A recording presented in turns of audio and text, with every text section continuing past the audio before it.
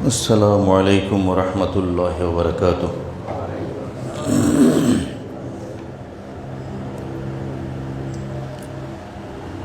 الحمد لله نحمده ونستعينه ونستغفره ونؤمن به ونتوكل عليه ونعوذ بالله من شرور أنفسنا ومن سيئات أعمالنا.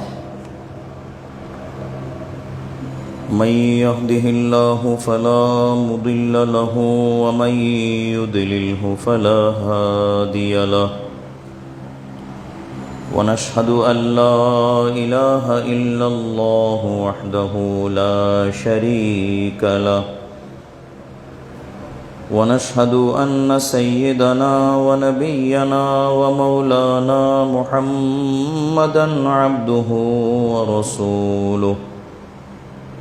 أما بعد فقد قال الله تعالى عز وجل في كلامه المجيد وفرقانه الحميد في شان حبيبه ونبيه مخبرا وآمرا: إن الله وملائكته يصلون على النبي يا أيها الذين آمنوا صلوا عليه وسلموا تسليما. صلى الله على سيدنا محمد وآله وأصحابه وسلم. صلى الله على سيدنا محمد وآله وأصحابه وسلم. بلغ العلا بكماله كشف الدجى بجماله حسنت جميع خصاله. صلوا عليه وآله. الصبح بدا من طلعته والليل دجى من وفرته. فاق الرسلا فضلا وعلا أهدى السبل لدلالته. بلغ العلا بكماله كشف الدجى بجماله حسنت جميع خصاله. صلوا عليه وآله. أكبادنا مجروحة من سيف هجر المصطفى. طوبى لأهل بلدة فيها النبي المحتشم. بلغ العلا بكماله كشف الدجى بجماله حسنت جميع خصاله. صلوا عليه وآله. أما بعد. মুআজ্জাজ মোহতারম অত্র জামে মসজিদের মুসল্লিয়ান, আল্লাহ রাব্বুল আলামিন আহকামুল হাকিমিন জাল্লা জালালুহু ওয়া আম্মা নওয়ালুহুর তাঁর দরবারে অসংখ্যবার শুকর আদায় করি এবং আল্লাহর প্রিয় বন্ধু সৃষ্টি জগতের প্রধান আকর্ষণ, আল্লাহর সৃষ্টির মূল মকসদ सरवर कायनात फ़ख्र मौजूदात हबीब किबरिया सैयदुना व नबीयुना व मौलाना मुहम्मदुर रसूलुल्लाह सल्लल्लाहु अलैहि वसल्लमार दरबारे अगणित बार दुरूद व सालाम पेश करे आजके पवित्र जुमातुल बिदा नामाज शुरू हওয়ার आगे खुतबा शुरू हওয়ার आगे आपनादेर सामने जे संक्षेप बयान आमरा पेश करी ता आपनादेर खेदमते आरज करछि राखछि। आल्लाह आमादेर उपस्थितिके तार दरबार शरीफे कबुल करुन, बोलुन आमीन।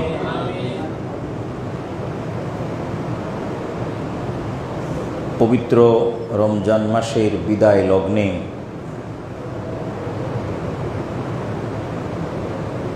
आलोचना शुरू करार आगे आल्लाहर दरबारे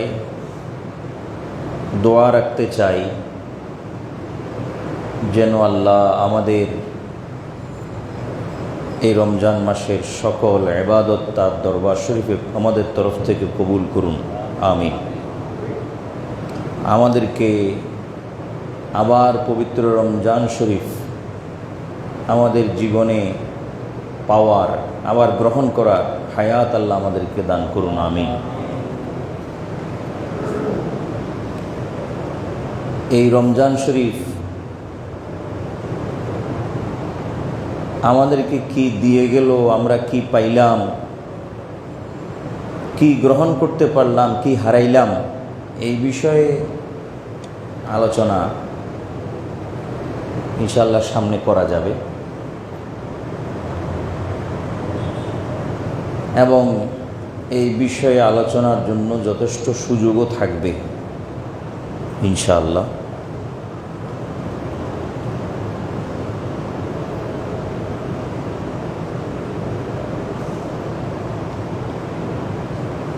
আজকে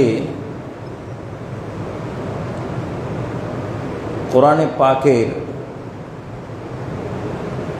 দুই একটা আয়াত এবং তার ব্যাখ্যা বিশ্লেষণ, যেমন আল্লাহ রাব্বুল আলামিন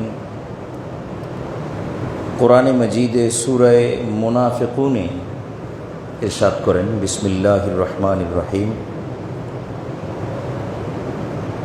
وأنفقوا مما رزقناكم من قبل أن يأتي أحدكم الموت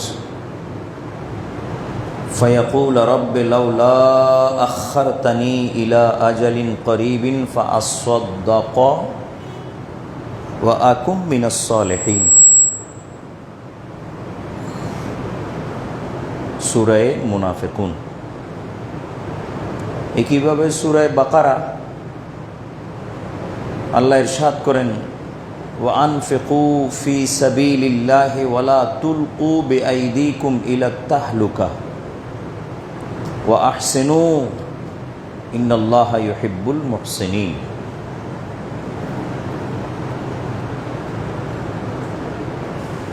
আপনারা তো জানেন খুব ভালো করে, জানার কথা, যেহেতু জন্মলগ্ন থেকে ইসলাম বা দিন অনুশীলন করছেন, প্র্যাকটিস করছেন, যে আল্লাহ তার মোমেন বান্দাদেরকে ইবাদত যে কর্তব্য করেছেন, ফরজ করেছেন, ইবাদত মোমেন বান্দার শরীরেও করেছেন, মোমেন বান্দার মাল ও দৌলতেও করেছেন। ইবাদত মোমেন শারীরিকভাবে যেমন আদায় করতে হয়, যেমন নামাজ, রোজা, এগুলো শারীরিক ইবাদত। এই ইবাদতটা আপনি শরীর দিয়ে করবেন। নামাজ পড়বেন তো কি টাকা দিয়ে পড়বেন? না, শরীর দিয়ে। শরীর দিয়ে রোজা রাখবেন তো সেটা কি ব্যবসায়িক মাল সম্পত্তি ইত্যাদি দিয়ে করবেন নাকি শরীর দিয়ে? শরীর দিয়ে। তাহলে বোঝা গেল এটা ইবাদতে বাদানি। বদন মানে শরীর।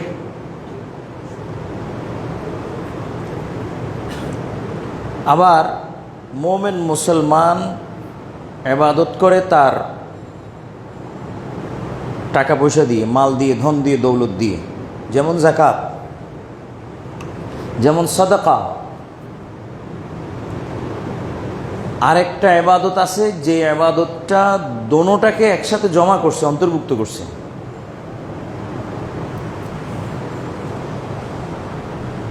মালকেও এবং শরীরকেও ওই ইবাদতের মধ্যে অন্তর্ভুক্ত করেছে, একসাথে করেছে। সেটা হচ্ছে হজ। হজ করার সময় শরীরও লাগে, বলেন আর কি লাগে? মালও লাগে। তাহলে ইবাদত করা হয় বদনের দ্বারায়, শরীরের দ্বারায়, ইবাদত করা হয় মালের দ্বারায়। কোরআনে মাজিদে বারেহা জায়গায়, বিভিন্ন জায়গায় নামাজের কথা আসছে। আকিমিস সালাতা তারাফাইন নাহারি ওয়া যুলাফাম মিনাল লাইলি ইন্নাল হাসানাতি ইউযহিবুনাস সাইয়্যাত আকিমুস সালাহ ওয়া আতুজ যাকাহ ওয়া আন তুকিমু ওয়াল কায়িমিনা। এভাবে বারেহা জায়গায়, বিভিন্ন জায়গা কোরআনে মাজিদে নামাজের ব্যাপারে আসছে যে নামাজ ফরজ, নামাজ প্রতিষ্ঠা করো। নামাজ এটা বদনীয় ইবাদত, শারীরিক ইবাদত। সাথে সাথে খুব স্পর্শকাতর বিষয়, খুব সেন্সিটিভ বিষয়, সাথে সাথে প্রায় সমান পাল্লায়, সমান তালে আল্লাহ রাব্বুল আলামিন ইবাদতে বদনির বিষয়ে আয়াত নাযিল করেছেন বারেহা জায়গায়, বিভিন্ন জায়গায়। চাই সেটা যাকাতের সূরতে হোক অথবা সাদাকা, দানের সূরতে হোক। যেমন এই দুইটা জায়গা আপনাদের সামনে সূরা মুনাফিকুন থেকে এবং সূরা বাকারা থেকে, যেটা আমি তেলাওয়াত করেছি। আল্লাহ পাক ইরশাদ করেন, ওয়া আনফিকু মিম্মা রাযাকনাকুম মিন ক্বাবলি আন ইয়াতিয়া আহাদাকুমুল মাউত। আল্লাহ এটা পরামর্শ দিচ্ছেন এবং পরামর্শের সূরতে আদেশ দিচ্ছেন। পরামর্শে পরামর্শ, আদেশে আদেশ। কি আদেশ দিচ্ছেন? ওয়া আনফিকু, খরচ করো। গত জুমাবারে আমরা এই বিষয়ের উপরে, মানে পার্টিকুলার সেম বিষয়ের উপরে আমরা আলোচনা শুনেছেন। সেখানে আয়াত এসেছিল ওয়াকরাদুল্লাহ কারদান হাসানা, যারা আল্লাহকে কর্জে হাসানা দেয়। তো এটাও কিন্তু ইনফাক, কর্জে হাসানা, আল্লাহকে করজ দেওয়া, ধার দেওয়া। আল্লাহ ধার নেন তার মুমিন বান্দাদের থেকে। আল্লাহ বলেছেন, ইন্নাল্লাহ ইশতারা মিনাল মুমিনিনা আনফুসাহুম ওয়া আমওয়ালাহুম বিআন্না লাহুমুল জান্নাহ। আল্লাহ তাআলা মুমিন মুসলমান পুরুষ নারীদের পক্ষ থেকে তাদের আত্মাকে, হৃদয়কে, হার্টকে কিনে নেন, খরিদ করে নেন। এই সওদার মাধ্যমে, এই বিনিময়ের মাধ্যমে যে আল্লাহ এর বিনিময়ে তাদেরকে জান্নাত দিবেন। কিনে নিবেন তাদের আত্মা, দিবেন তাদেরকে এর বিনিময়ে জান্নাত। বিআন্না লাহুমুল জান্নাহ। তো এক আয়াতে বলতেছেন আল্লাহ কেনা বেচা করেন, আত্মা কেনা বেচা করেন। আরেক আয়াতে বলতেছেন আল্লাহ তাআলা ধার গ্রহণ করেন। এগুলো যত কিছুই আসতেছে, এই আয়াতে আল্লাহ বলতেছেন আনফিকু, তোমরা খরচ করো। এগুলো যত কিছুই আসতেছে সবগুলোই দান সদকা, হয় যাকাতের সূরতে, না হয় নফল সদকার সূরতে, সব দান। এটা বদনী ইবাদতের সাথে মালি ইবাদত। মাল দ্বারা ইবাদত করা।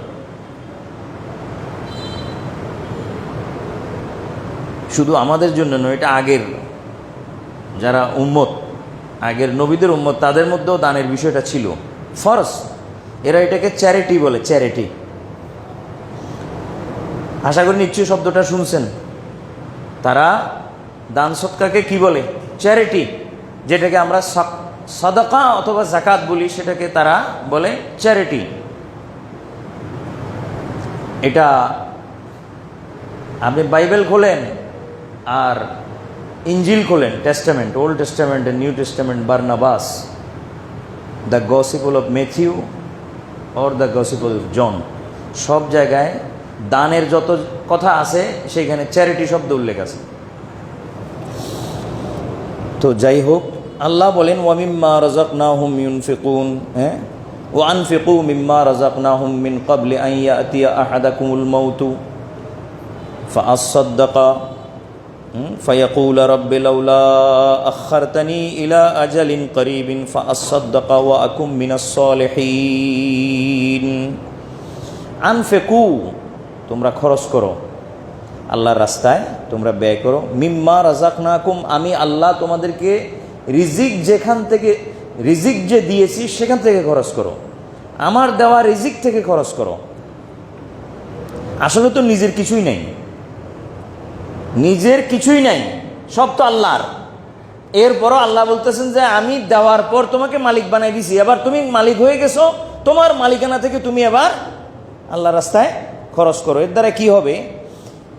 তোমার টাকা পয়সা, তোমার ধন দৌলত, এগুলোর প্রতি তো আমি আল্লাহ মুহতাজ নই, কিন্তু এটা তোমার লাভে, তোমার উপকারে, তোমার জন্য আমি এই বিধানটা করতেছি, যাতে এটা দেওয়ার সময় তোমার আত্মা কতটুকু ইমানদার হয়েছে সেটা আমার কাছে যেন পরীক্ষিত হতে পারে, আমার কাছে যেন সেটা টেস্ট হতে পারে। আল্লাহ পরীক্ষা করতেছেন, আল্লাহ এটা টেস্ট করতেছেন। যখন শিক্ষক ছাত্রকে পড়ায় ক্লাসে, যে কোনো শিক্ষা প্রতিষ্ঠানে, একসময় ছাত্র প্রশ্ন করে শিক্ষককে, স্যার এটা কীরকম, এটা এরকম, এটা ওইরকম, এটা হয়েছে, এটা হয়েছে, প্রশ্ন করতে থাকে, প্রশ্নের পর প্রশ্ন, প্রশ্নের পর প্রশ্ন। শিক্ষক থেকে সে উত্তর বাহির করার চেষ্টা করে এবং উত্তর বাহির করে সে শিখে, সে আপনার জ্ঞান অর্জন করে। সারা বৎসর সে শিক্ষককে প্রশ্ন করতে করতে, জ্ঞান অর্জন করতে করতে, বছরান্তে, বছরের শেষে যখন পরীক্ষার সময় হয়, এবার শিক্ষক তাকে প্রশ্ন করে। এবার কি করে? শিক্ষক তাকে প্রশ্ন করে, যে কোনো 5টি প্রশ্নের উত্তর দাও। এবার একটা একটা করে প্রশ্ন। কি মনে হয় আপনাদের? শিক্ষক ছাত্রকে যে প্রশ্ন করলো, এটা কি শিক্ষক তার কাছে শিখতেছে, জানার জন্য প্রশ্ন করছে, যে আমি জানি না বাবা, তুমি আমাকে জানাও, আমাকে পড়াও, এই জন্য প্রশ্ন করছে? সারা বছর শিক্ষককে ছাত্র যে প্রশ্ন করল, সেটার মকসদ বা উদ্দেশ্য তো জানা ছিল, যে আমি স্যার জানার জন্য করছি, আপনি আমাকে শিখান, এজন্য করছি। কিন্তু বছর শেষে একবার প্রশ্ন করছে শিক্ষককে, বারবারও করেনি, 2বারও করেনি, একবার করছে। তো সেই প্রশ্ন করার মকসদ কি ছিল? এটা কি ছাত্র থেকে শিক্ষককে শিখা বা জানা মকসদ ছিল? না, মকসদ ছিল এই যে আমার ছাত্রকে আমি শিখাইতে শিখাইতে কতটুকুন যোগ্য করছি, সেটা আমি তাকে প্রশ্ন করে এখন জাতির সামনে তুলে ধরতে চাই, যে আমার ছাত্র কতটুকু কাবেল হয়েছে, যোগ্য হয়েছে। এটা হলো মকসদ। ঠিক তেমনি আল্লাহ রাব্বুল আলামিনের দরকারে বন্দার এক কানাকুড়ি, 1 পয়সারও দরকার হয় না, একটা রুকু সিজদার দরকার হয় না আল্লাহর। সারা দুনিয়ার মানুষ একসাথে যদি আল্লাহকে সিজদা করা বন্ধ করে দেয়, তো খোদার খোদাই কি চলে যাব? খোদা নিজে খোদা হওয়া কি বন্ধ হয়ে যাব? আল্লাহ নিজে বলছেন, তোরা যদি সবগুলো গোষ্ঠী শুদ্ধ আমার ইবাদতের তলা থেকে বাইর হইয়া যাস, খারেজ হয়ে যাস, আমাকে সিজদা না করো, আমাকে খোদা না বলো, এরপরও আমার খোদাই থাকবে। আমার খোদাই, তোমরা খোদা বলার প্রতি মুহতাজ নয়। তোমরা খোদা বললেও কি আর না বললেও কি, তোমরা অস্তিত্বে আসলেও কি না আসলেও কি, আমার রুবুবিয়ত তো তোমাদের অস্তিত্বে আসার আগেও ছিল, এখনো আছে, সামনেও থাকবে, তোমরা না থাকলেও থাকবে। ঠিক কিনা? খোদার খোদাই, খোদার সৃষ্টি জগৎ না থাকলেও থাকবে। দুনিয়ার বেশ একটা বড় অংশ এথিয়েস্ট হয়ে যাচ্ছে। আমার বড় দুঃখ লাগে এখানে, এথিয়েস্ট, নাস্তিক হয়ে যাচ্ছে। এথিজম এত আকারে পৃথিবীতে ছড়াচ্ছে যে এত বড় দুনিয়া, এত বড়, মানে আপনার হোল গ্যালাক্সি পুরা, যেটাকে মিল্কি ওয়ে ছায়াপথ বলে, এখানে কি এগুলো চালায় কে? এগুলো এমনি এমনি চলতেছে। এথিস্টরা মনে করে যে নান অফ দেন, আপনার এটার পিছনে বিহাইন্ডে কিছু নেই, এটা এমনি হচ্ছে। আরে বাবা, এমনে কেমনে হবে? এমনে কেমনে হবে? এমনে হওয়ার তো কোনো সুযোগ নেই।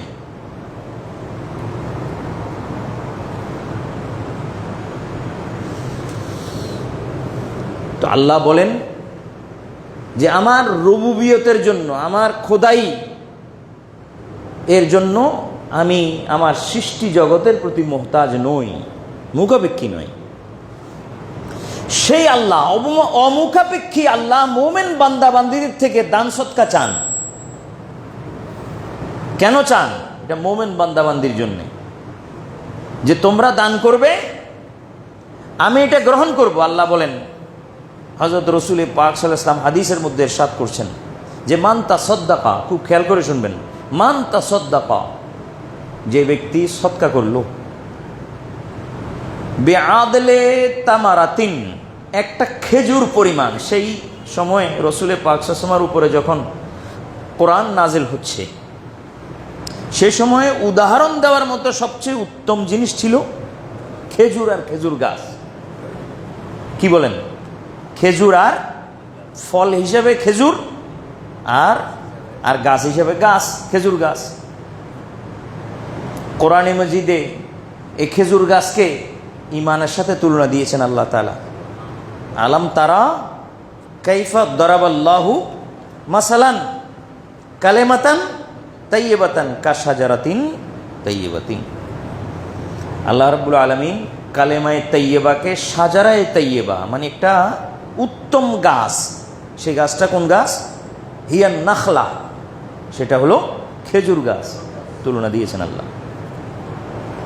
আচ্ছা আসেন, আল্লাহ বলতেছেন, আল্লাহর হাবিব ইরশাদ করেন, রাসূল পাক সাল্লাল্লাহু আলাইহি ওয়াসাল্লাম, মান তাসাদ্দাকা, যে ব্যক্তি সদকা করে, বিআদলে তামারাতিন, খেজুরের পরিমাণ, ছোট একটা খেজুরের পরিমাণ। আপনি সাইজের দিক থেকে খেজুরের মধ্যে যত ছোট থেকে ছোট খেজুর আপনি বেছে বের করেন, ওই পরিমাণকে চিন্তা করেন, অতটুকু পরিমাণ। মিন কাসাবিন তাইয়্যিবিন, শর্ত থাকে যে সেটা হালাল উপার্জন হইতে হবে। কি উপার্জন? হালাল উপার্জনের এক খেজুর পরিমাণ দান। কোথায়? আল্লাহর রাস্তায়। এটাকে আল্লাহ কিভাবে মূল্যায়ন করেন?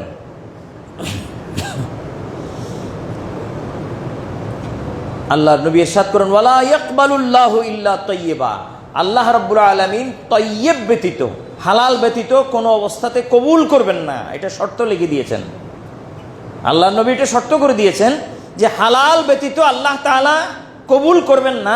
এই শর্তে যেই ব্যক্তি তার হালাল অর্জন থেকে একটা খেজুর পরিমাণ, কি পরিমাণ? একটা খেজুর পরিমাণ দান আল্লাহ রাস্তায় করে। এবারের উত্তর আসতেছে যে আল্লাহ সেটা কিভাবে মূল্যায়ন করেন।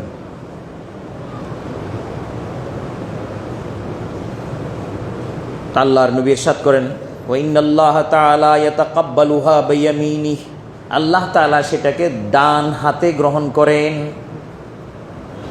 মানুষের সেই দানকে আল্লাহ তাআলা কোন হাতে গ্রহণ করেন? ডান হাতে গ্রহণ করেন। গ্রহণ করার পর, ডান হাতে গ্রহণ করার পিছনে কারণ আছে। এখানে অনেক কথা আসবে, সেই কথাগুলো এখন উত্তর দেওয়ার সময় আমার কাছে নাই। যে আল্লাহর কয় হাত আছে, ডান হাত আছে মানে কি বাম হাত আছে কিনা, আবার এগুলো সবগুলো আপনি প্রশ্ন আসবে, কিন্তু এখন এই মুহূর্তে এগুলোর উত্তর দেওয়ার আমার সময় নাই। এইটা একটা রূপক কথা, সিম্বলিক ওয়ার্ড। আল্লাহ ডান হাতে গ্রহণ করেন, এটা সিম্বলিক ওয়ার্ড। এটা হুবহু যেমনকে তেমন এটার অর্থ না। এটার অর্থ হচ্ছে আল্লাহ তাআলা উত্তমভাবে গ্রহণ করেন। ডান হাতে কবুল করা মানে হচ্ছে উত্তমভাবে গ্রহণ করা। এটা একটা সিম্বলিক ওয়ার্ড। আল্লাহ ডান হাতে গ্রহণ করেন, তার মানে আল্লাহ উত্তমভাবে সেটাকে গ্রহণ করেন। গ্রহণ করে আল্লাহ কোথাও আলমারির মধ্যে রেখে দেন না। এটা কি করেন? সুম্মা ইউরাব্বিহা, আল্লাহ এটাকে পরওয়ারিশ করেন। পরওয়ারিশ করা মানে লালন পালন করা। লিসাহিবিহা, নিজের জন্য নয়, আল্লাহ নিজের জন্য নয়, বরং এই দানের দাতার জন্য। কথা খেয়াল করার দরকার, তাওয়াজ্জুহ। দানের দাতার জন্য আল্লাহ তাআলা এটাকে জমা রাখেন এবং এটাকে পরওয়ারিশ করেন। অন্য হাদিসে লেখা আছে, এটাকে গাছ আকৃতি দিয়ে আল্লাহ তাআলা বেহেশতের মধ্যে রোপণ করেন। ওই দানটাকে আল্লাহ তাআলা গাছের একটা সুরত দিয়ে বেহেশতের মধ্যে রোপণ করেন, এরপর এটাকে আবার পরিচর্যা করেন, নার্সিং করেন। আর ওই নার্সার আল্লাহ নিজেই, ওই নার্সার আল্লাহ নিজেই। আল্লাহ বলেন, আল্লাহর নবী বলেন যে সুম্মা ইউরাব্বিহা, আল্লাহ তাকে রুবুবিয়ত দেন, অর্থাৎ আল্লাহ তাকে পরবরিশ করেন, লালন পালন করেন। কার জন্য? লি সাহিবিহা, তার দাতার জন্যে, ওই দানের দাতার জন্যে আল্লাহ তাআলা এটাকে লালন পালন করেন। কামা ইউরাব্বি আহাদুকুম ফুলুওয়াহু হাত্তা তাকুনা মিসলাল জাবাল, যেভাবে তোমরা তোমাদের ঘোড়ার বাচ্চাকে লালন পালন করে বড় ঘোড়ায় পরিণত করো। এক সময় সেই ঘোড়াটা এত ছোট ছিল যে তোমাদের এক হাত দুই হাতের মধ্যে এসে যেত, হাতে এই হাত থেকে ওই হাতে নাড়াচাড়া করে ঘোড়াকে তোমরা খেলাধুলা করতা। ছোট ঘোড়া, ওটাকে আস্তে আস্তে তোমরা খানা দিয়ে ফিড দিয়ে এটাকে ধীরে ধীরে দীর্ঘ সময় নিয়ে তোমরা এটাকে বড় করতে করতে করতে করতে এমন একটা পরিস্থিতি দাঁড়ায়, এই ঘোড়ার উপর আবার তোমরা বসে এক জায়গা থেকে আরেক জায়গায় যাও, যুদ্ধ করো, এই করো সেই করো। এখন ঘোড়া তোমাদের আবার বাহক হয়ে গেল। আগে ছিল তুমি ঘোড়ার বাহক, যখন তুমি ঘোড়াকে লালন পালন করতেছিল, ছোট ছিল যে। পরে এই ঘোড়া তোমার কাছে লালিত পালিত হতে হতে ঘোড়া হয়ে গেল তোমার বাহক, তুমি ঘোড়ার থেকে ছোট হয়ে গেলা, ঘোড়া তোমার থেকে বড় হয়ে গেল, এরপর তার পিঠে তোমাকে উঠাইয়া এবার বিভিন্ন জায়গায় সফর করতেছে, এর মাধ্যমে যুদ্ধও করতেছ। এইরকম যেরকম তোমরা করো, আমিও ঠিক ছোট খেজুরের মতো একটা দানকে, ছোট্ট খেজুরের মতো একটা দানকে এটা এত বড় করি যে বিশাল গাছ হয়ে যায়, জান্নাতের মধ্যে বিশাল দারাখত হয়ে যায়, এত বড় গাছ হয়ে যায়। জান্নাতের কোনো গাছের ব্যাপারে আপনাদের কি আইডিয়া আছে? আপনারা কি জানেন একটা জান্নাতের একটা গাছ কত বড় হইতে পারে?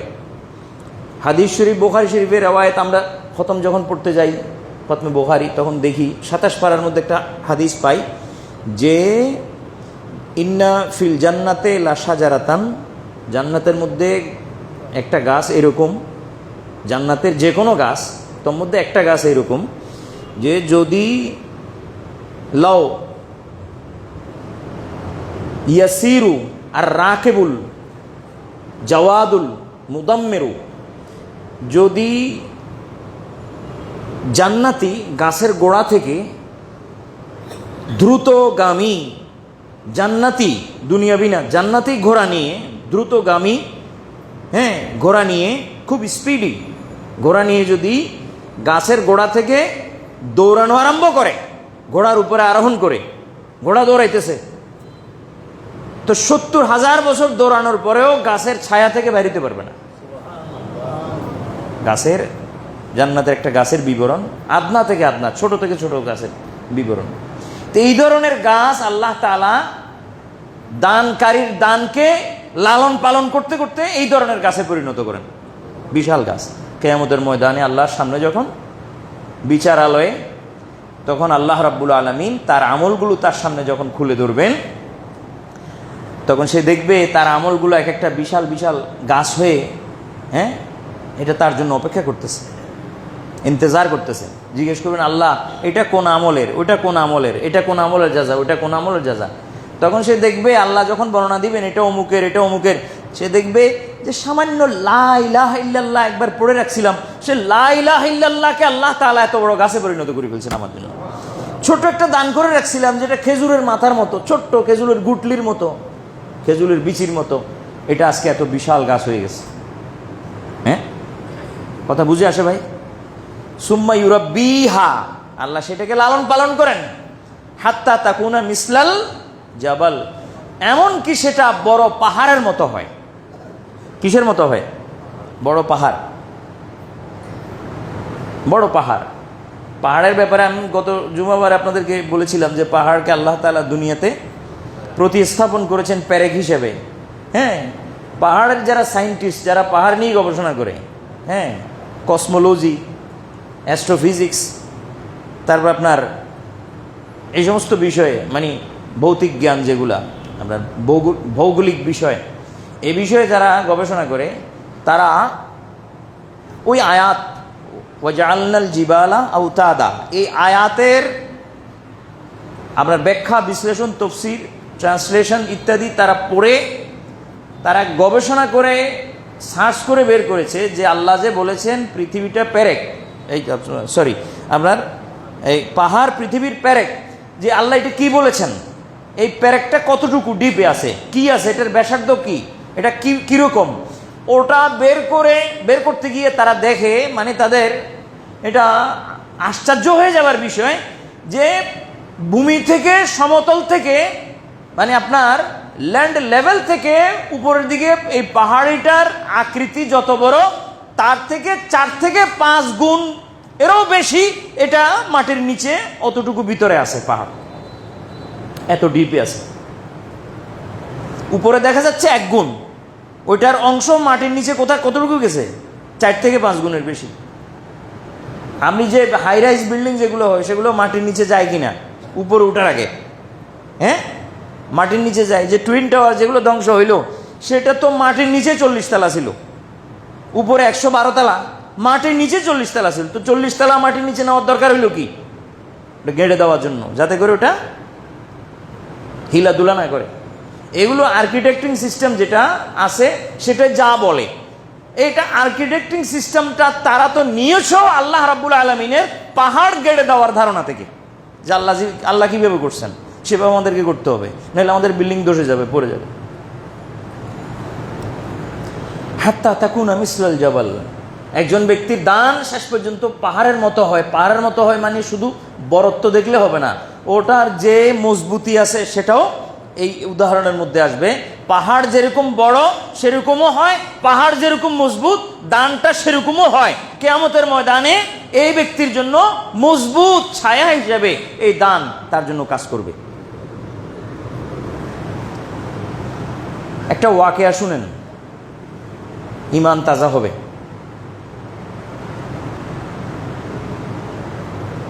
কেমন ঈমান তাজা হবে? ইমাম ইবনে আসাকের তার বিখ্যাত কিতাব তারিখে দামেস্ক, এই কিতাবের মধ্যে এটা আনছেন হাদিস। ইমাম হিন্দি কানজুল উম্মালের মধ্যে আনছেন, কানজুল উম্মাল কিতাবের নাম। ইমাম তাবারি তার তারিখে তাবারির মধ্যে আনছেন। ইমাম ইবনু কুদামা আল হানবালি তার কিতাব আর রিক্কাতু ওয়াল বুকা, এই সমস্ত বইগুলো কেউ পড়ে না, বিশাল বিশাল বই, এগুলো জখিম কিতাব, এগুলো এক একটা রেফারেন্স বুক এবং ইসলামিক জুরিসপ্রুডেন্স। এত খণ্ডের পর খণ্ড, এই যে তারিখে তাবারি যেটা সেটা 18 থেকে 20 খণ্ড, তারিখে দেমাস্ক যেটা সেটাও এইরকম 20 খণ্ডের বিশাল কিতাব, এবং এগুলো ইসলামিক ল বুকস, আইন বই। তো এই কিতাবের মধ্যে ওয়াকিয়াটা আছে, অর্থাৎ এটা হজরতে আবু বকর সিদ্দিক রাদিয়াল্লাহু তাআলা আনহুর যুগের, ওনার খেলাফত চলাকালীন সময়ের ঘটনা, ওই সামান্য 2 বছর কয় মাস।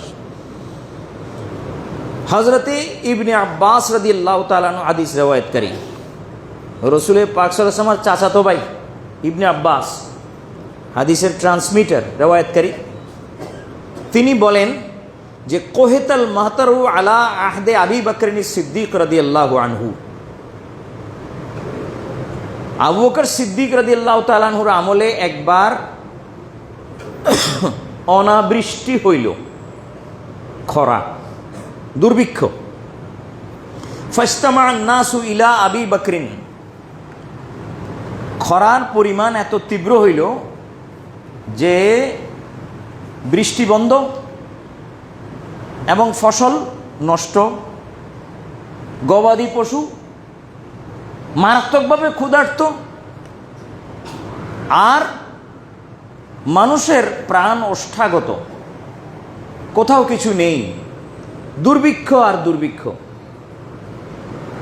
এমন সময় মানুষ দল বেঁধে, বিশেষ করে ব্যবসায়ীরা, হযরত আবু বকর সিদ্দিক রাদিয়াল্লাহু তাআলা যিনি, যেহেতু তিনি খলিফা, তার কাছে আসলেন, এসে বললেন যে আসসামাউ ওয়াল আরদু লাম তুনবিত,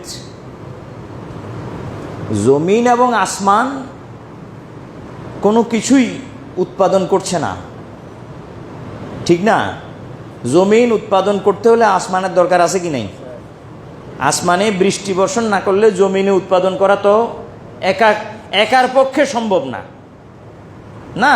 এই জন্য বলছেন আসসামাউ ওয়াল আরদু লাম তুমবিত, জমিন এবং আসমান উভয়ে কোনো কিছু উৎপাদন করছে না। ওয়ান নাসু ফি শিদ্দাতিন শাদীদাতিন, মানুষ আছে কঠিন থেকে কঠিনতর জীবন যাপন করতেছে, মানুষ কঠিন থেকে কঠিনতর জীবন যাপন করতেছে। এখন আমরা এমত অবস্থায় কি করতে পারি? খলিফার কাছে পরামর্শের জন্য আসছেন। খলিফা কে বলেন? খলিফা কে? হযরত আবু বকর সিদ্দিক। ফাকাল আবু বকরিন সিদ্দিক ইনসারিফু ওয়াসবিরু ফাইন্নাকুম লাম তুমসু হাত্তা ইউফাররিজাল্লাহু আনকুম,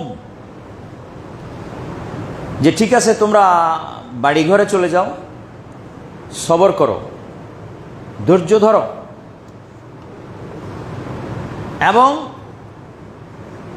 আল্লাহ যদি চান সন্ধ্যা হওয়ার আগে, আজকের দিনের সন্ধ্যা ঘনিয়ে আসার আগে আল্লাহ তাআলা এই বিষয়ে কোনো সুরাহা করে দিবেন। খলিফা তাদেরকে সান্ত্বনামূলক বাক্য শুনিয়ে বিদায় করলেন, বললেন ঘরে চলে যাও, অপেক্ষা করো সন্ধ্যা পর্যন্ত কি হয় দেখো। তো এরা বলেন যে ফামা লাবিসনা আন জাআ আজরাউ উসমান মিনাশ শাম, আমরা সন্ধ্যা পর্যন্ত আমাদের নিজ নিজ মঞ্জিলে ঘরে অবস্থান করে সারি নাই, সন্ধ্যা হওয়ার আগে আগে দেখলাম যে ওসমান রাদিয়াল্লাহু তাআলা আনহুর বিশাল এক বহর উট বোঝাই সিরিয়া থেকে খানা নিয়ে আসছে মদিনায়। সিরিয়া থেকে হযরত ওসমান রাদিয়াল্লাহু তাআলা বহুত বড় ট্রানজ্যাকশন ছিল মদিনার সাথে এবং আদার্স এলাকার সাথে। সিরিয়ায় ব্যবসা করতেন, তারপর ইয়ামানে করতেন, বিভিন্ন জায়গায় তিনি এক্সপোর্ট ইম্পোর্ট করতেন, বহুত বড় এক্সপোর্টার ইম্পোর্টার ছিল যদি আপনার ওসমানে গনি রাদিয়াল্লাহু তাআলা আনহু। মদিনার মাল সিরিয়ায় পাঠাইতেন, সিরিয়া থেকে মাল এনে মদিনায় বিক্রি করতেন। শত শত উট বোঝাই গম এসে উপস্থিত। এগুলো হযরত ওসমান রাদিয়াল্লাহু তাআলা আনহু পরের দিন খরিদ্দার আসবে, আপনার বড় বড় খুচরা ব্যবসায়ীরা আসবে, এদের সাথে উনি লেনদেন করবেন ব্যবসায়িক হিসাব। যেরকম যেমন মনে করেন আমাদের বন্দরে মাল শিপমেন্ট হয়, এইটা বন্দরে শিপমেন্ট হয়েছে, হযরত ওসমান রাদিয়াল্লাহু তাআলা এই মালগুলো মদিনায় উটের বোঝাই করে আসা মানে হচ্ছে বন্দরে শিপমেন্ট হয়েছে। এখন বন্দর থেকে মাল খালাস হবে, এখন এক্সিট হবে, তো কালকে এক্সিট হবে। এমন সময় রাতে রাতে ব্যবসায়ীরা সকলে ওসমান রাদিয়াল্লাহু তাআলার ঘরে গিয়ে হাজির। আগাম মাল আপনার নির্দিষ্ট জায়গা থেকে বেচা বিক্রির আগেই কথাবার্তা বলার জন্য আগেই বাসা থেকে বাসায় গিয়ে হাজির, যে আমরা ওসমানের সাথে ব্যবসায়িক দরদাম ঠিক করার জন্য চলো সবাই যাই। গেছেন সবাই। ফাজতামাআন নাসু ইলা বাবে ওসমান, ওসমান রাদিয়াল্লাহু তাআলার ঘরে সবাই উপস্থিত। ফাকারাউ আলাইহিল বাবা, দরজা নাড়া দিলেন। ফাখারাজা ইলাইহিম ওসমান, এদের সামনে ওসমান রাদিয়াল্লাহু তাআলা বের হয়ে আসলেন। কথা বুঝে আসেনি ভাই? ওসমান রাদিয়াল্লাহু তাআলা আনহু খুব মানুষবোধ করা ছিলেন। একবার রাসূল সাল্লাল্লাহু আলাইহি ওয়াসাল্লাম একজন ব্যক্তি আসছেন হুজুরে পাকের কাছে, মাঝখানে কথার ভিতরে কথা বলতেছি, রসুলে পাক সাল্লাল্লাহু আলাইহি ওয়াসাল্লামের নিকটে একজন ব্যক্তি আসছেন, এসে বলছেন ইয়া রাসূলুল্লাহ আমার কিছু করজ আছে, আমি দেওয়ার মতো সামর্থ্য নাই, করজদারও আমাকে খুব বেশি পিড়াপিড়ি করতেছে, তো হুজুর আমাকে কিছু দেন না, আমি করজ থেকে বাঁচি, আমি দিয়ে বাঁচি।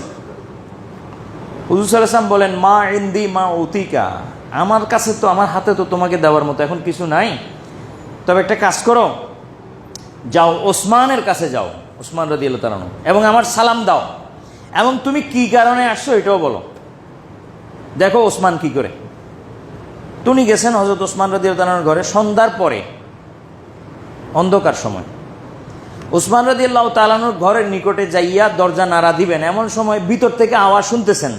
হযরত উসমান তার বিবি নায়লাকে, তার বিবিকে উনি ডাঁটতেছেন যে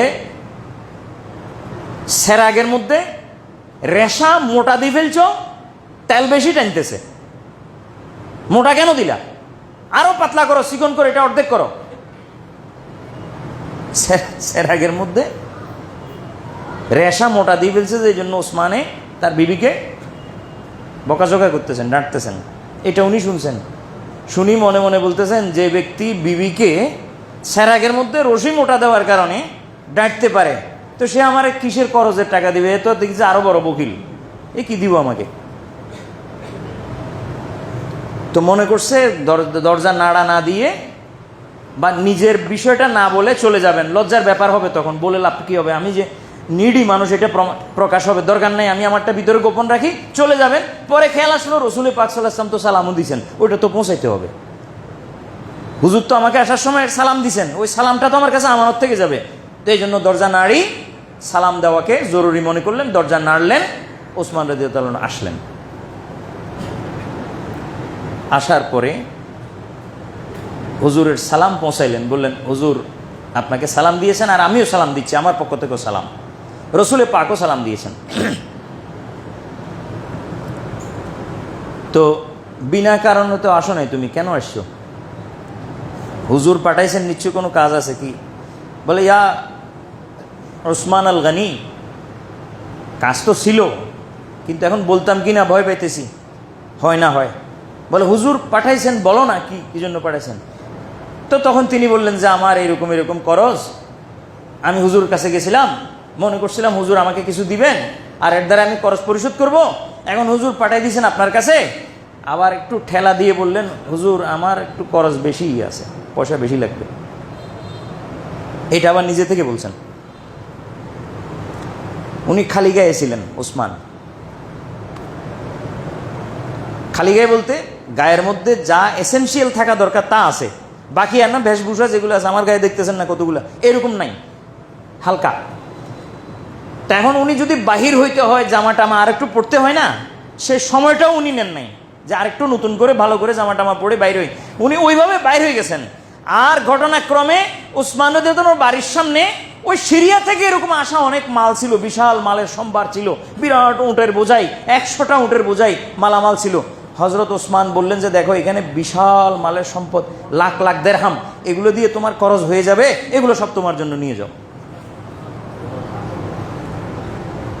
তো দেখেন অবস্থা এমন যে বাড়ির ভিতরে বউকে রুই রেশার জন্য ডাঁটতেছেন, আর এদিক দিয়ে যখন দানের ব্যাপার আসলো তখন কয় টাকা দিচ্ছে এটা চিন্তা করেন নাই, পুরা লটকে লট দিয়ে ফেলছেন।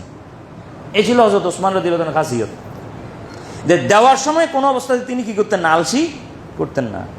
তখন এই বেচারারা আসছে সবাই ওসমান রাদিয়াল্লাহু আনহুর নিকটে রাতের বেলায় অন্ধকারে, পরের দিনের জন্য অপেক্ষা করতেছে না, কারণ মানুষ এত ক্ষুধার্ত যে এই রাত্রের খানাও যদি তাদের সামনে যায় এটা তাদের জন্য বেহতার হয়, ভালো হয়।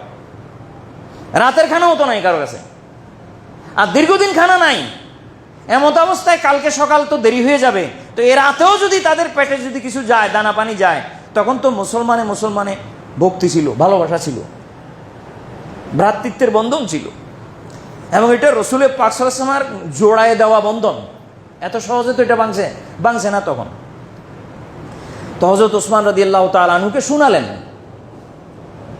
যে মুসলমানদের অবস্থা, গরিব মুসলমান, দরিদ্র মুসলমান, না খেয়ে দীর্ঘদিন আছে। এরা বলতেছেন আজ জামানু ফি কাহতিন ওয়াস সামাউ লাম তুমতির ওয়াল আরদু লাম তুনবিত, যে ওসমান আপনি দেখতেছেন জামানা বড় শাদীদ, কঠিন দুর্ভিক্ষের সময় চলতেছে, আসমানও পানি বর্ষণ করে না, জমিনও কোনো কিছু উৎপাদন করে না, জটিল অবস্থা। তো এই অবস্থায় আমরা আপনার কাছে আসছি, সিরিয়া থেকে এইমাত্র আপনার মাল আসছে বিশাল উটের বোঝাই করে। তো এই মালগুলো আমরা কিনে সাধারণ মুসলমানের জন্য, যারা দুর্ভিক্ষের মধ্যে আছে তাদের জন্য মালগুলোকে আমরা অতি সহজলভ্যে তাদের মুখের কাছে তুলে দিতে চাই। তো আপনি তো মূল ব্যবসায়ী, আমরা খুচরা ব্যবসায়ী, তো আপনি আমাদের সাথে কত টাকায় লেনদেন করবেন, একটু মেহরবানি করে আমাদের সাথে একটা বৈঠক করেন, যাতে আমরা অতি তাড়াতাড়ি মুসলমানদের মুখে খানা তুলে দিতে পারি। অভ্যাস দেখেন, আসেনি আমাদের ভিতরে এই অভ্যাসটা? হ্যাঁ, মুরগির দাম কত এখন বুঝছেননি? আমার মনে হয় যেভাবে সামনের দিকে চলতেছে আমাদের অভ্যাস চরিত্র, সামনে আমাদের নামও থাকবে না মুসলমান। আখলাক চরিত্র তো গেছে গেছে, এবার যে নাম কদ্দুর আছে ওটাও আর রাখা কোনো অবস্থাতে সম্ভব হবে না। হাফেজা গর ওয়াসাল খাহি সোলা কুনবা খাস আম বা মুসলমান আল্লাহ আল্লাহ বা বারহামান রাম রাম, এই হলো আমাদের অবস্থা। মানে কি, হাফেজা গর ওয়াসাল খাহি, যদি মিলেমিশে থাকার নিয়ত থাকে তাহলে সোলাকুন বা খাস আম, আম খাস যারা আছে তাদের সকলের সাথে সন্ধি করো, সোলা করো, অ্যালায়েন্স করো, কি যোগ সাজস অ্যালায়েন্স করো। বা মুসলমান আল্লাহ আল্লাহ, মুসলমান আসলে আল্লাহ আল্লাহ বলো তার সামনে, বা ব্রাহ্মণ রাম রাম, আর হিন্দু আসলে তার সামনে রাম রাম বলো। এই হলো অবস্থা। হিন্দুর সামনে আমি হিন্দু, মুসলমানের সামনে আমি মুসলমান। কথা পরিষ্কার এবং গাছিরা কথা। এমন একটা ভাব করে এই দেশের মানুষ বা এই সাবকন্টিনেন্ট মানুষ যে এখানে ইসলাম নামের ধর্মটা আশায় দোষ হয়ে গেছে মনে হয়। আসলো কেন? এটারে আমরা সাড়ি গুটি খামো। ইসলাম আসার দোষ হয়ে গেছে আমাদের। আমরা একসময় মগ আসিলাম, চাকমা আসিলাম, ত্রিপুরা আসিলাম, হযরত বদর শাহ আউলিয়া এখানে চেরাক বাতি জ্বালাইয়া মগ দূর করছে, মগ বাইর করছে এই দেশ থেকে। আর সেই সেই সেই বদর শাহকেই এই মগের হাতে প্রাণ দিতে হয়েছে। ইসলাম নামে নয়, ইসলাম অভ্যাসের চরিত্রে, আখলাকে, সুরতে, সিরতে, কিরদারে। সুরত একই রকম কিন্তু সিরত বেশ কম। কথা বুঝেন না? সুরত একই রকম, সিরত বেশ কম। এভাবে হবে? সুরত সিরত দোনোটা একই রকম হইতে হবে। বাচ্চা নতুন আখ আসছে বাজারে, আখ, আমাদের দেশে কুশিয়াল বলে আর কি, আখ, সুগার ক্যান খাইতে মনে চাইছে, বাবারে বলছে যে বাবা আসার সময় আখ নিয়ে আসবেন। বেটা বাজারে ঘুরতে ঘুরতে সন্ধ্যা হয়ে গেছে, রাত হয়ে গেছে, সর্বশেষে আখের কথা মনে উঠছে যে বাচ্চা তো আখ নিতে বলছে। তা আন্দারি গিয়া কুশিয়ালের ডিফোর ভিতরে গেছে, যেখানে লম্বা লম্বা করে রাখি, হ্যাঁ, বেয়ারিটা কুশিয়াল বিক্রি করে। হাত দিয়ে দড়ি দেখেছে শক্ত শক্ত, লাগে তো কুশলের মতো, কিন্তু দেখে শক্ত শক্ত। মুলায় মালায় টাকা দিয়ে নিয়ে আসছে বাসায়, বাচ্চাকে তুলে দিছে। বাচ্চা মুখে যখন দিছে তখন দেখা যায় যে গোটা একটা বাঁশ। কি বাঁশ? কেন? বাঁশের সুরত আর কুশের সুরত একই, কিন্তু সিরত এক নয়। তো সুরতে তো সবাই মুসলমান, দেখতে দেখা যায় সবাই মুসলমান, কিন্তু যদি চরিত্র থাকে তাহলে আখের মতো হবে, চরিত্র না থাকলে বাঁশের মতো হবে। নাম দিয়ে কি হবে? নাম তো সবাই আব্দুল কাহার, আব্দুল জব্বার, আব্দুল সমদ, কিন্তু ভিতরে আব্দুল সমদ আছে? এই জন্য বলতেছি, হযরত ওসমান রাদিয়াল্লাহু তাআলা আনহু কি কাজ করছেন দেখেন, আর আমাদের সাথে মিলান। হযরত ওসমান রাদিয়াল্লাহু তাআলা আনহু কে এই ব্যবসায়ীরা বললেন যে মেহরবানি করেন, আপনার এই মালগুলো মুসলমানের জন্য সহজলভ্য হয় সেরকম একটা নেগোসিয়েশনে যদি আসা যায় একটা বৈঠকের মাধ্যমে, তো মেহরবানি করেন, মুসলমান কষ্টে আছে। এই ধারণায় বৈঠক করছেন। আর বৈঠক তো এখনো হইতেছে। দাম বাড়ানোর জন্য না কমানোর জন্য? ধোঁকাবাজি করার জন্য না ধোঁকাবাজি বন্ধ করার জন্য? এইরকম রমজান মাস আসলে কবে আসবে আগেকার মুসলমানরা রমজান মাস কবে আসবে এটার জন্য অপেক্ষা করে আল্লাহর কাছে কানতো, আল্লাহুম্মা বারিক লানা ফি রজব ওয়া শাবান ওয়া বাল্লিগনা রমজান। কেন? রমজান আসলে আল্লাহ তোমার দরবারে কবুল হওয়ার জন্য রাস্তা খুলে যাবে। আর এরা রমজান আসার জন্য দোয়া করে, রমজান আসলে কিভাবে এই জন্য দোয়া করে। আর আসার পর হোলি খেলা আরম্ভ হয়। কথা বুঝেন? আল্লাহর সামনে কেমনে দাঁড়াইবা, কি করে দাঁড়াইবা? এই সমস্ত হারাম, এই সমস্ত অন্যায়ের অর্জন, ইনকাম, এগুলো বাসায় নিয়ে যাও, ছেলে মেয়েদেরকে খাওয়াও, অথবা ছেলে মেয়ে হওয়ার আগে খাও, আর রক্তের মধ্যে এগুলো মিশে যায়। আর এই সমস্ত সুদি আর ঘুষি পোলাপাইন পয়দা হয়ে পড়ে তোমার। রক্তের তাসির বহুত খারাপ। যেরকম রক্ত আপনার আর আমার বডিতে সামনের দিকে ট্রান্সফার, সেরকম হবে।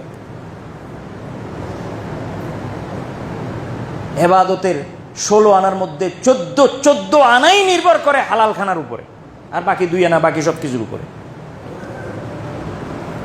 হযরত ওসমান রাদিয়াল্লাহু তাআলা আনহু বললেন, কামতার বাহুনি, তোমরা আমাকে কি লাভ দিবে? আমার তো একটা লাভের বিষয় আছে। এই যে মালগুলো আমি সিরিয়া থেকে আনলাম কষ্ট করে, আমাকে তোমরা কি লাভ দিবে? কামতার বাহুনি।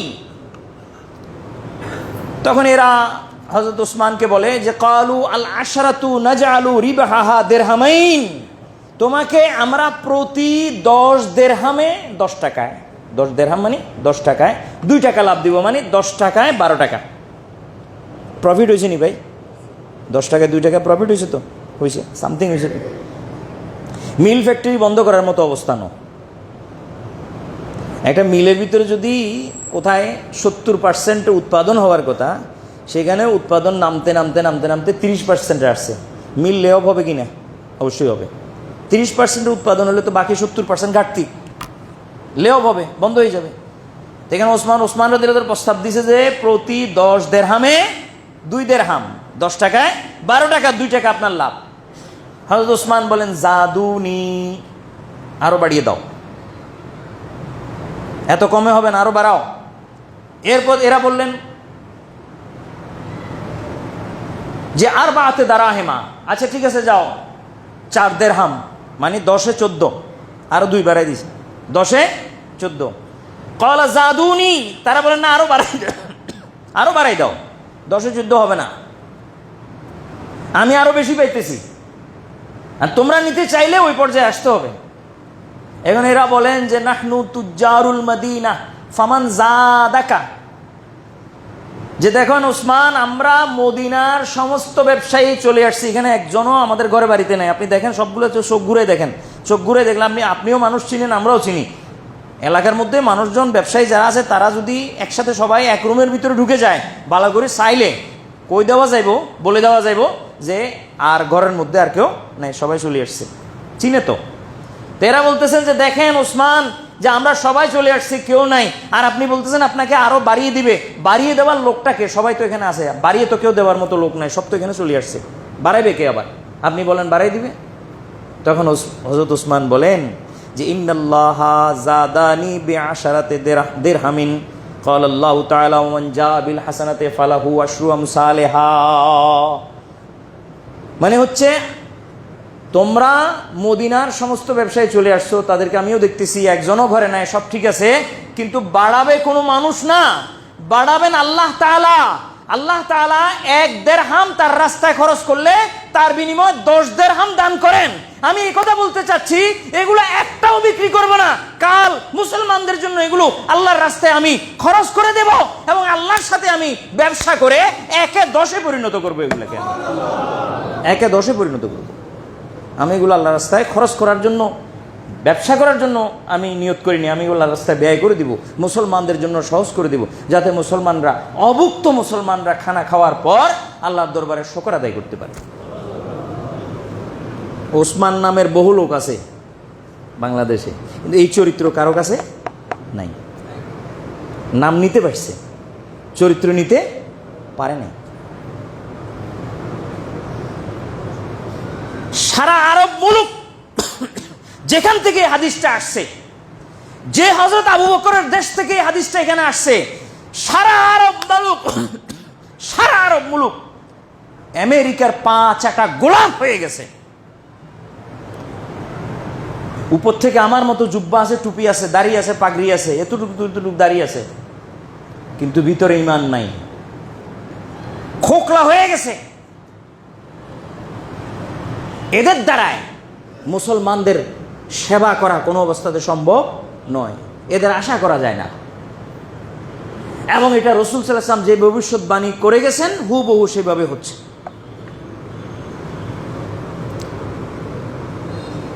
এই জন্য বারবার বলতেছি, ইসলাম এটা নামের বিষয় নয়, এটা হলো আখলাকের বিষয়, চরিত্রের বিষয়।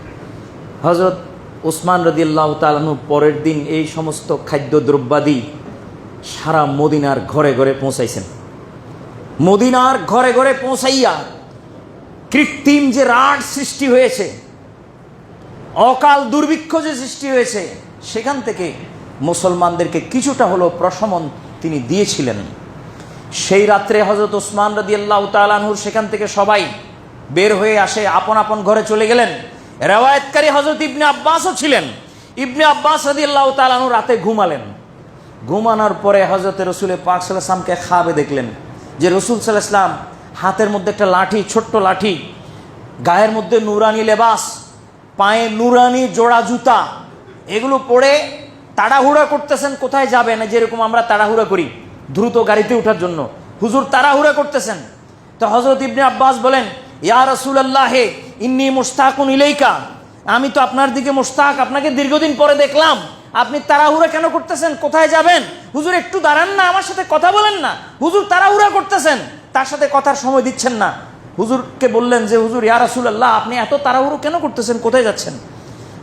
তখন হযরত রাসূল সাল্লাল্লাহু আলাইহি ওয়াসাল্লাম তাকে বলছেন যে ইয়া ইবনে আব্বাস, যে ইন্না উসমানা কদ তাসাদ্দাকা আল বারিহাতা, যে ওসমান গত রাত্রে আল্লাহর রাস্তায় এমন একটা দান সদকা করছে, কাব্বালাল্লাহু মিনহু ওয়া ফি রাওয়ায়াতিন কাবালাল্লাহু মিনহু, আল্লাহ তার থেকে সেই দানটা কবুল করেছেন, আল্লাহ তার দান কবুল করেছেন। ওয়া যাওয়াজাহু বিহা আরুসান ফিল জান্নাহ, জান্নাতের মধ্যে তার জন্য আল্লাহ তাআলা বিবাহের ব্যবস্থা করছেন এই দানের বদৌলতে। এই দানের কারণে আল্লাহ তার জন্য বিবাহের ব্যবস্থা করছেন। সেই বিবাহের ওলিমার অনুষ্ঠান চলতেছে, সেই অনুষ্ঠানে আল্লাহ আমাকে দাওয়াত দিয়েছেন, আমি দ্রুত সেই দাওয়াতে অংশগ্রহণ করার জন্য দৌড়াইতেছি। হযরত ওসমানের দান এখনো মানুষের পেটে যায় নাই, এর আগেই কি হয়ে গেছে, কবুল হয়ে গেছে। এটা তো পরের দিনে না মানুষে খাবে, কিন্তু বিয়ের খাওয়া আল্লাহর নবী সাল্লাল্লাহু আলাইহি ওয়াসাল্লাম আগের রাতেই সম্পন্ন করে ফেলতেছেন বেহেশতের ভিতরে। আল্লাহ এইভাবে দান কবুল করেন যদি দানের খেয়াল আল্লাহমুখী হয়।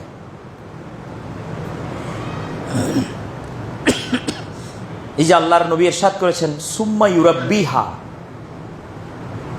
এরপর আল্লাহ এটাকে নাশফু নুমা দান করেন। ফাইনাল্লাহা ইয়াকবালুহা বিয়ামিনিহি, আল্লাহ তাকে ডান হাতে গ্রহণ করেন এবং সেটাকে আল্লাহ লালন পালন করেন। এই যে ওসমানের দানটা আল্লাহ গ্রহণ করেছেন।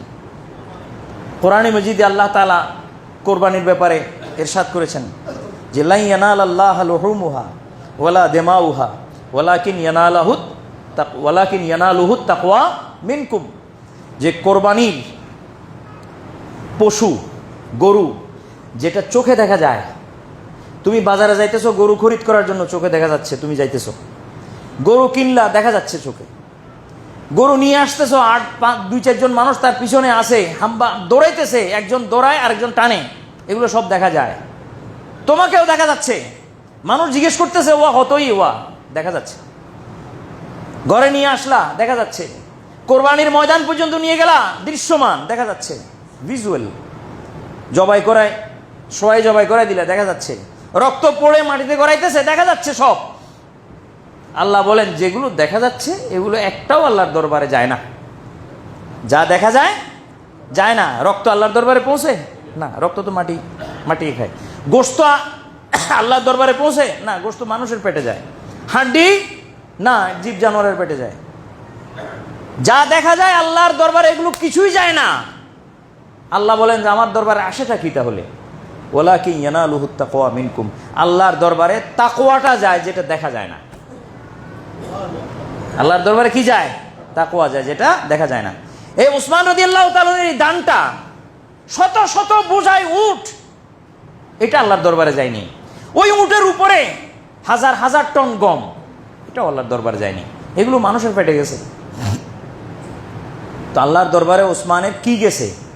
ওয়ালাকিন ইয়ানালুহুত তাকওয়া, নিয়ত গেছে। নিয়ত কি গেছে? নিয়তটা গেছে। এবং সেই নিয়ত এমন কবুল হয়েছে যে সেখানে দাওয়াত লাগাই ফেলছেন, আল্লাহ খানা লাগাই ফেলছেন বেহেশতের ভিতরে। রাসূল সাল্লাল্লাহু আলাইহি ওয়াসাল্লাম বলেন, ওই খানার মধ্যে আমি ইনভাইটেড হয়েছি, দৌড়াই যাইতেছি আল্লাহর দরবারে যাতে সেই ইনভিটেশন আমি গ্রহণ করি।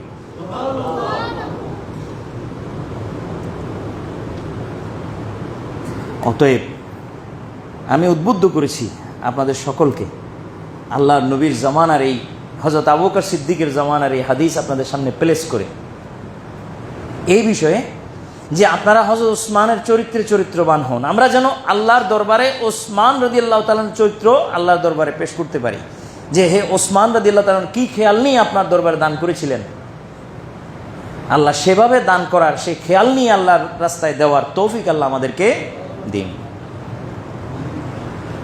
দান এটা কোনো অনুষ্ঠান নয়, আনুষ্ঠানিকতা নয়, আর এটা প্রদর্শনের কোনো মেলাও নয়।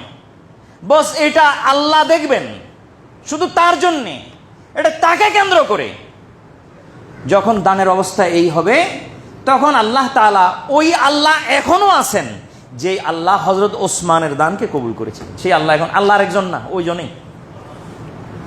এবং আল্লাহর নীতির কোনো পরিবর্তন নাই।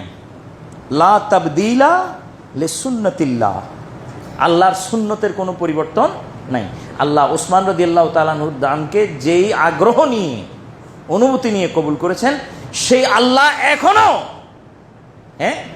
হাম তো মাইল বকরম হায় কোই সাইল হি নিহি, রাহ দিখলাও কিসে, রাহ রবে মঞ্জিল তো নেহি।